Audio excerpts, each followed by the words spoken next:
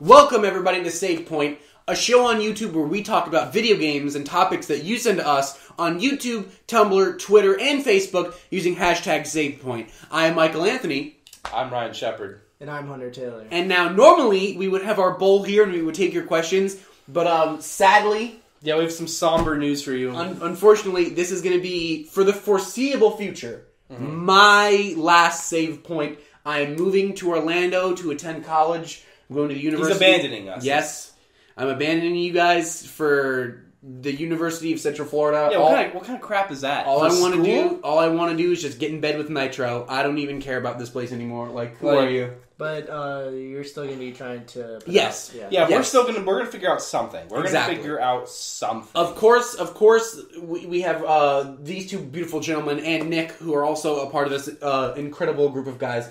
And they're going to continue going, but I'm going to do my best to provide content still, but obviously at a much, maybe a much slower rate, maybe at a handicapped rate, but I'm going to do my best to keep providing you guys with the same content we've always been providing you with. Yeah, and we're going to try to do some new things too, like more multiplayer games that we can all come in and do commentary on, or just Let's Plays where we're all in the same game together, because video games, no physically, no borders. Bound. Yes, I don't know. I don't know what we're doing with that one. So I guess in honor of that, we're going to talk about what you want to talk about. Yes, we're just going to talk about what I want to talk about. No topics. It's about Michael right now. Okay, so the three topics we're going to talk about today. You know how we should have opened this? How should we have opened this? You should have just opened it up with you walking and then say, "Hey, Mike."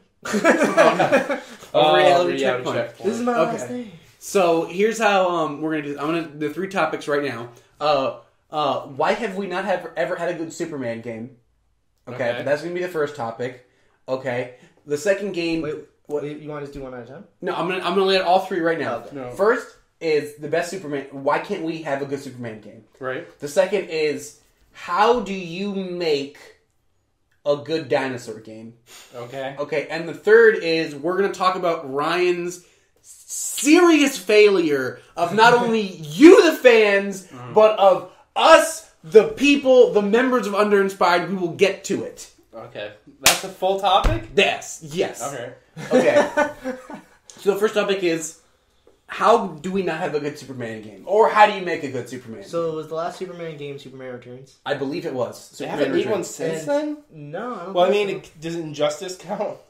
No. Because he was in that game. He was in that game. Superman Returns, and the one thing everybody always says about Superman Returns, the flying is fun. The flying was pretty fun. No, it was. And I was so excited for that game. Oh yeah, I really was. Don't you have a backstory where you really were disappointed? I was so excited because I had the Game Informer issue where the feature was Superman Returns before it came out, and I must have read that article 20 times. We were younger then, 15, 16, something like that. Yeah. I mean, which, isn't really that young. But still, I remember I was reading... Still young enough to read an article over and over again, and it'd be okay. And it just showed Superman and, I think it was, Brainiac and this gigantic body thing that he built. Over the city. Yeah. And it looked amazing. I'm like, this is going to be the best game ever. And that was garbage. It wasn't even... It was one of those games where I played it, and I was like, this is fun. You're telling yourself, I'm having fun with this. It was an abusive relationship. The combat wasn't that fun. But the two things I do give that game is the flying was fun. And the infinite amounts of, crimes and how, random villains would pop up and you fight them. I thought that was actually really fun and really cool. Because not a lot of superhero games have done that since. But... your size says it all. Just everything else... when Arkham Asylum and Arkham City came out, and even other Spider-Man games like Ultimate Spider-Man and stuff like that really stepped up the game to make an ultimate superhero experience. And you go back and look at Superman Returns, you're like, why did you guys even sign off on that? At all? Why? I think the new Amazing Spider-Man 2 game is the Superman Return games, the Spider-Man games. But it's still not that bad. No, it's still not that bad. I think it's just hard because the physics of everything Superman can do have to be difficult to put into a game. Just the fact that he can fly, and he can fly so fast, and then put any of his other superpowers in there, heat vision, the X-ray vision, the frost breath, the super strength, Mm-hmm. I feel his near invulnerability. Yeah, I feel like this is a lot of stuff to build into a game and have it still be challenging and fun. Okay, so the what I've always heard that the main reason you could never have a good Superman game is because Superman is boring. I.e., you just can't. Let's say you were to set a video game. Let's say I made a video game where it's Superman, and the premise of the game is you have to stop these bank robbers. Well, you're Superman. Nothing they can do is gonna hurt you. You know what I mean? Yeah. As soon as you know they don't have kryptonite, what's gonna stop you from just walking on over? Right. They're shooting at you, and nothing's gonna hurt you. It's like, why do you put Superman against chumps? Exactly. So in my mind, the way to make a good Superman game would be to set him up against his biggest threats, not on Earth. Like, if I was making a Superman game, it would be set, like, on... Set kind of did that. Yeah, it set him up against Brainiac, who is a worthy opponent. And they had, like, armies of, like, robot monster things that you had to fight and stuff like that. Yeah, but, like, if it was up to me, I would have, like, a Superman game set on, like, Apocalypse, where he'd be fighting Darkseid and the armies of Apocalypse. Even then, you're getting away with the whole, like... Even though on Apocalypse there's parademons, there's also, like, what look like regular humans, like regular human beings, but for some reason they're on Apocalypse. Yeah. But even then, like, they're, like, super strong, like, super beings, you know what I mean? What was it was during the animated series where he gets sent to some planet where he's very weakened, he doesn't have his powers, and he has to fight in basically, like, a gladiator arena. Yes, and oh my goodness, and there was Mongol. a Mongol. Mongol is the leader of that planet. Mm-hmm. Yeah, and he's in that planet. I think that planet has a red sun or something like that. Yes, and that's why he's weak. Even that was pretty cool. Like that would be a cool premise. Yeah, that'd be really cool. Or there's the premise where in one of the Justice League episodes where he gets launched into the future, where Earth is so far in the future that Earth's sun has like grown dim, and now Earth's sun is a red sun, and the only person left alive is Vandal Savage. Yeah, I saw that. And he has to work with Vandal Savage to go back in time. Like, yeah, that one was depressing. Now, granted, I think you can't just have a Superman game under a red sun, because then it's like, then I'm not Superman. Yeah, why is it a Superman I'm just game? some dude. I can't fly. I can't do anything. Just put him against his like biggest enemies. Exactly. Just put him up. Make a game where Brainiac and Mongol and the Anti-Monitor and Darkseid are just like, hey, let's just kill him. And then like make that the game. Let the four of them conspire, you make the game. And why not have a game where Superman's in space? He goes in space all the damn time. Exactly. And like that's the thing, I feel like if you're making a Superman game, it's got to be open world. Like imagine next gen, giant, the planet of Apocalypse and the planet of, what's the New God planet where the New Gods are at? I don't even know.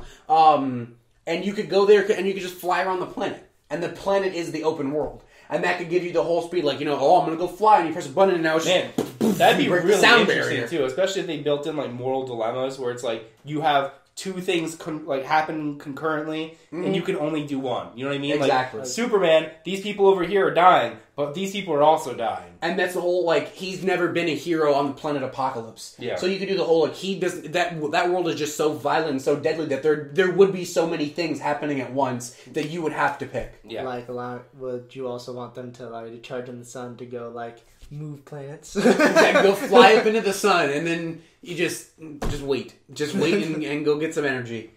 It'd be cool if they gave you a Superman game where they kind of like... Superman will never do anything bad, but it'd be cool if they gave you reign to make those choices. Exactly. Like, you just blow up a planet. Even then, like, going off of what you said with the moral dilemma, let's say they did the whole, it's on Apocalypse, there's all these bad things happening, you have to make the choice, do you save these people, do you save that people? Maybe it's, when the game ends, it's not whether you're good or bad, but it's whether the people of Apocalypse see you as an evil man who overthrew their dictator, or as a man from Earth who came and saved the planet. Regardless, Darkseid is overthrown at the end of this hypothetical game, but it's the way the public perceives how you did it. Right. Yeah. What do you think? I don't know any of those Superman. Nothing? I don't read Superman or watch Superman. So.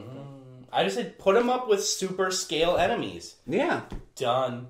And do interesting references to the comics. People like that. To me, exactly. Maybe a Green Lantern shows up because they're up in space. They're on another planet. To me, it would mostly just be based off of fun gameplay. Because yes, I think obviously because Superman has so many different abilities and stuff like that. If the game is at least like if the story isn't as great or the enemies aren't as like whatever. At least if the gameplay is fun, that'll make up for it. So and I'm totally unashamed of just saying.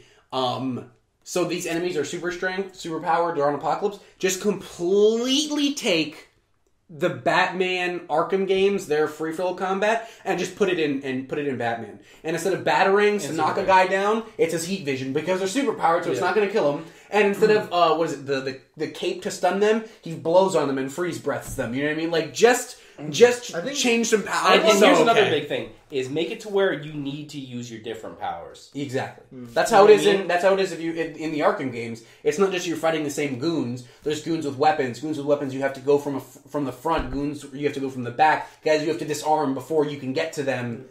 I think that's a pitfall of a lot of major games is that they give you a bunch of different ways to tackle things, but no incentive to mix up how you do it. Exactly. But it's at the same time making you feel like that person. Like you don't like. As long as it makes me feel powerful like Superman, it makes me feel like Superman. I will enjoy it because even with the Superman Returns game, like flying wise, I felt like Superman, but everything else, I felt like a really dumbed down Superman. It wasn't fun and it was clunky and not.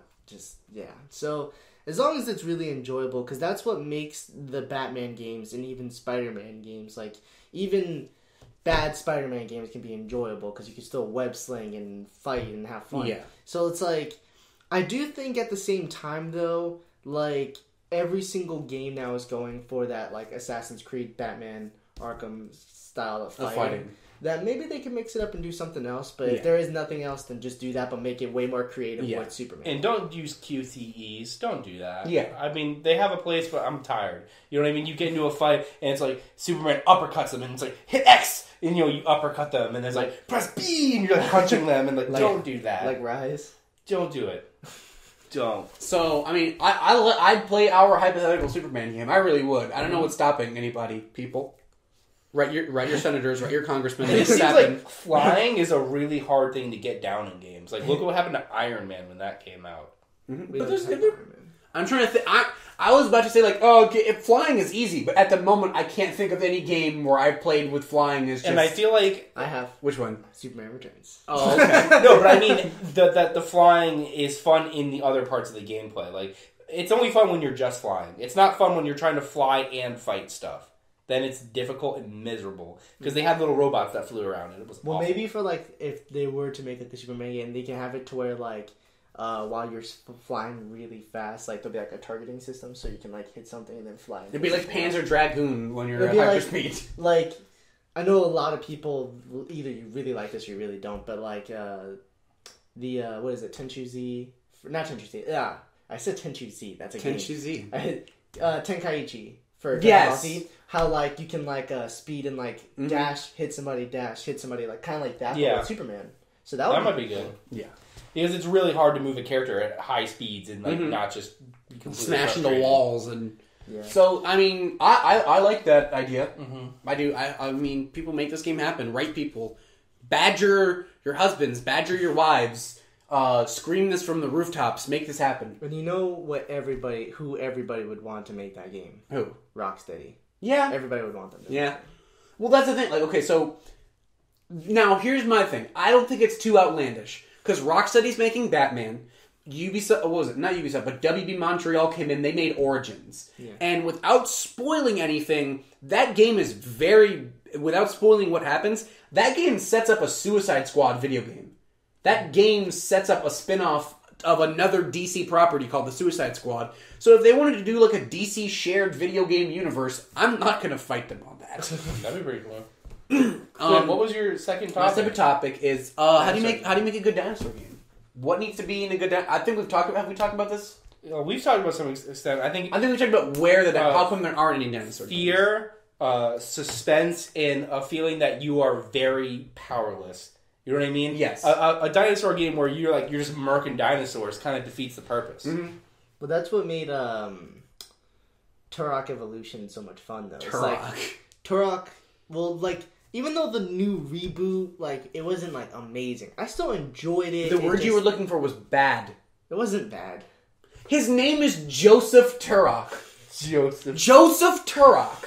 The Stomping Land, is it Stomping Land or Stomping Ground? I think Stomping Land. Stomping Ground is like a rapping name. No, stop. What is Stomping Ground? What is that? Visually, I don't know what it is. Visually, that game was impressive, and I still think like it was still fun and very like visceral with the dinosaurs. Yeah, I really wanted to dive deeper into the world, but my main problem was 80% of the time you're just killing raptors. Yeah.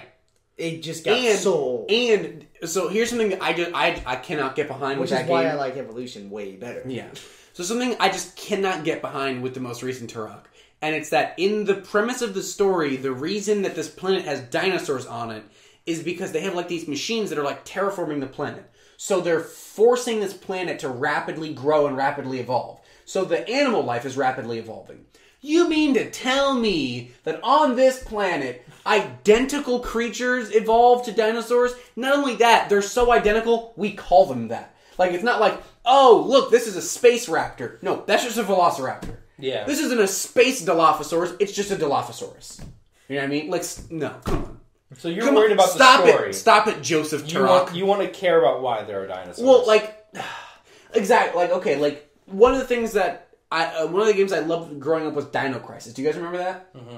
Which was just Resident Evil, but they just said, let's have more action and change the zombies to dinosaurs. Mm-hmm. They had like this weird pseudoscience explanation about the third energy, which was like this weird energy source that they were trying to harness for mankind's use, but it turns out like it derives its energy from space-time. Like it's temporal energy. And like they were like researching at their lab and like it blew up, but instead of blowing up, it just replaced the identical lab with the exact like the lab is on this island. It just replaced like the lab with the island from the dinosaur time. Like they just whoop, and just like that kind of weird thing. But then then the lab came back and there's dinosaurs. I don't know. It's really confusing. Okay, and understandably, I don't remember it because I played it when I was like 7, and they've never made another Dino Crisis game. All they made was Dino Crisis 3 for the Xbox and PS2, and nobody played those. But just, like, I need to understand why the dinosaurs are there, and then once you justify it to me, even with the most basic of premises, I'm down. Mm-hmm. But the most basic of premise in Turok is that they're just space monsters that happen to be identical replicas of dinosaurs. I can't get behind that. Yeah. Because that's like, here's my basic premise of complete random happenstance. Like, that's dumb. So, the Stomping Land game. I want it. It looks good. Kidnapping Simulator 2014. I'm so down. Yeah. What is it? And Stomping Land? Is it Stomping Land? Yeah, it's the Stomping Land. It's Stomping Land. It's an indie game. Mm-hmm. Was it funded through Kickstarter? I think so. Yes, and it was greenlight. And it's sort of like a prehistoric, like obviously a Rust kind of vibe. It's kind of like Rust, but they obviously mixed the lines of like what was happening, and this is the whole cavemen existed when dinosaurs existed, which we all know isn't true. But yes. We're just gonna say it is. So it's an MMO. Or it kind is, of. It's an open world game. It's like a DayZ, like you just go on the server. Yeah.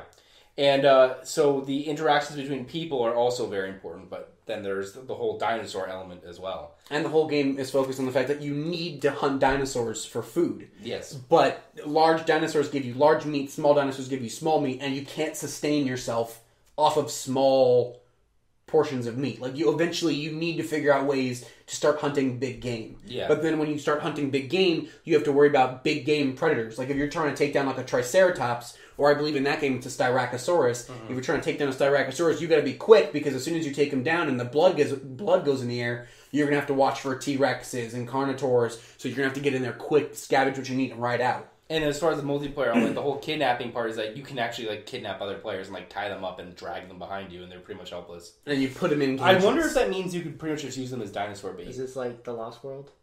What do you mean? Where they were trapping dinosaurs and put them in cages, except no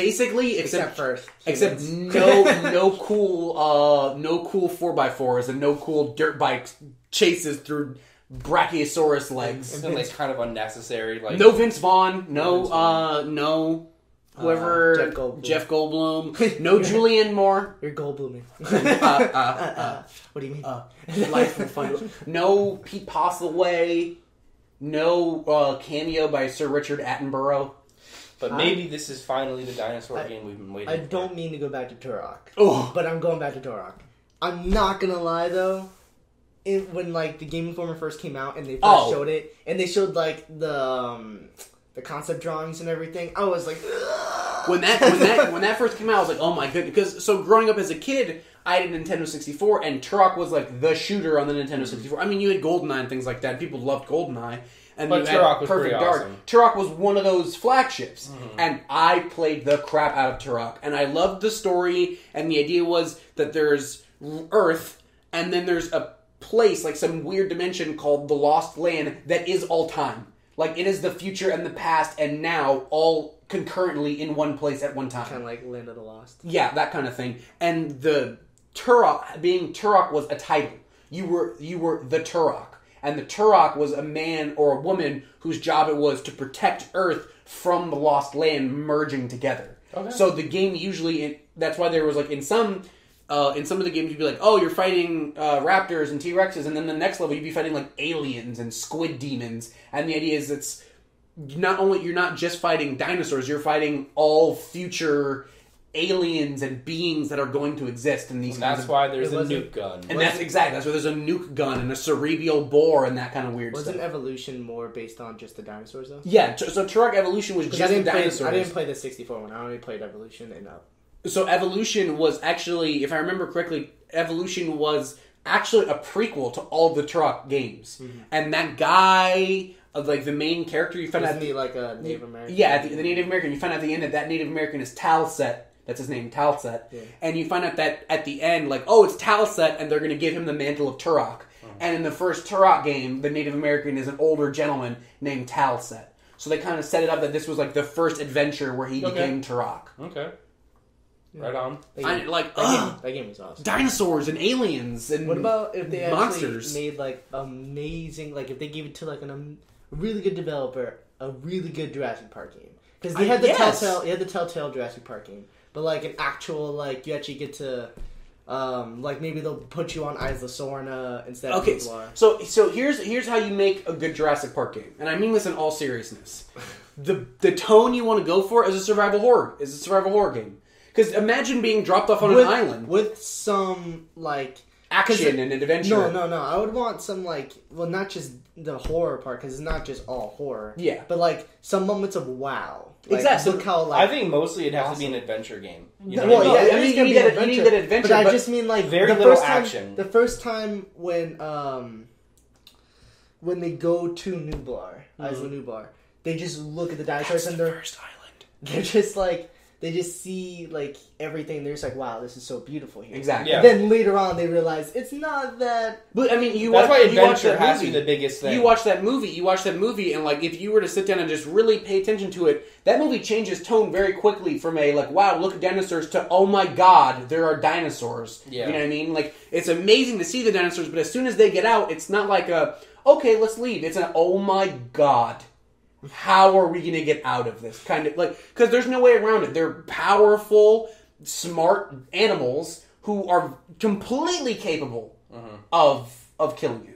Yeah. And with absolutely no fear of humans. You know what I mean? But like, would you want it to be like a game where you play as Dr. Grant, or would you want to be like... I honestly don't care who I play as long as, like, you know, like, you gotta think, like, you know, you close your eyes and you think of this game, like, imagine you open the door and it's like the facility that you saw in the original movie, but it's just overgrown. But then you hear like a sound, like you hear like a like, you know, like a roar or something like that, and then this game becomes like almost like stealth horror. Like, okay, I know there's something in this room with me. Yeah. I don't know where it is. I don't know what it is, but if it sees me, I'm dead. Kind of like Alien Isolation, but not Alien Isolation. Thank you.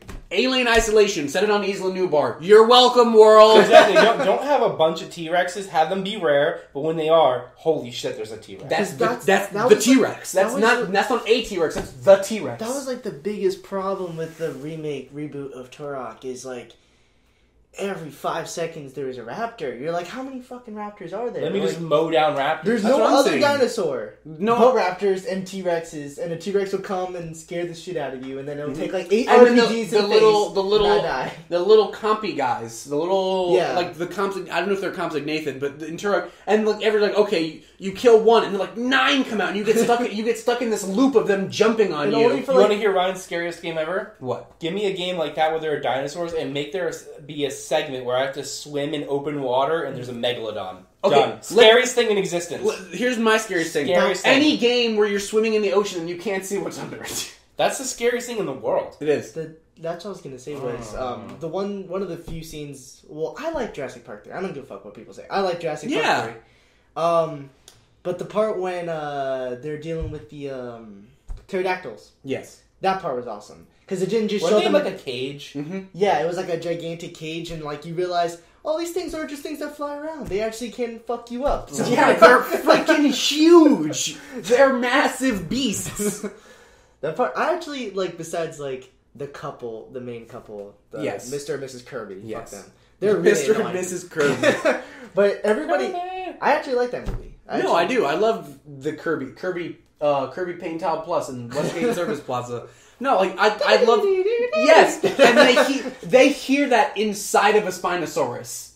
Like the kid, and the Spinosaurus is silent. The kid's like, that's my dad's cell phone, and they run, and the father's like, wait, that's my cell phone. It has to be Alan Grant who has the cell phone, even though we know he doesn't have the cell phone. So they run because they hear the sound, and they meet up and like, oh my god, how'd you find us? I heard the cell phone, but we don't have the cell phone. Where did you hear it? And they turn around, and the Spinosaurus is just there. He's like, hey. Did you guys know I'm Solid Snake? Did you guys know I'm Sam Fisher and I can sneak up on anyone?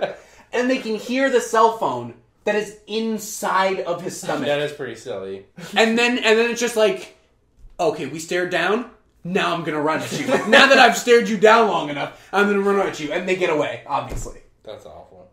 All right, are we done with the dinosaurs? Or are we moving on? Yes, and we're moving on to your failure. To his failure. So, for those of you who don't know, you guys can't see. We actually have a little setup behind the camera, and we have a secondary microphone that we don't utilize the microphone for our camera from the one that's built into the camera. And so while we're filming, this was like 2 or 3 weeks ago. This is 2 or 3 weeks ago. It's important that both the audio is recording, right? In this area. And that the camera is also recording, and these episodes run us as you watch. They're like 30 minutes long, and it's one continuous cut. We don't edit, and we should have had an extra episode, like in basically in the there was a week where we didn't have one. And would you like to explain why we didn't have one, Ryan? All right. So you know what the sad part is? This has happened before. What? That wasn't the first time.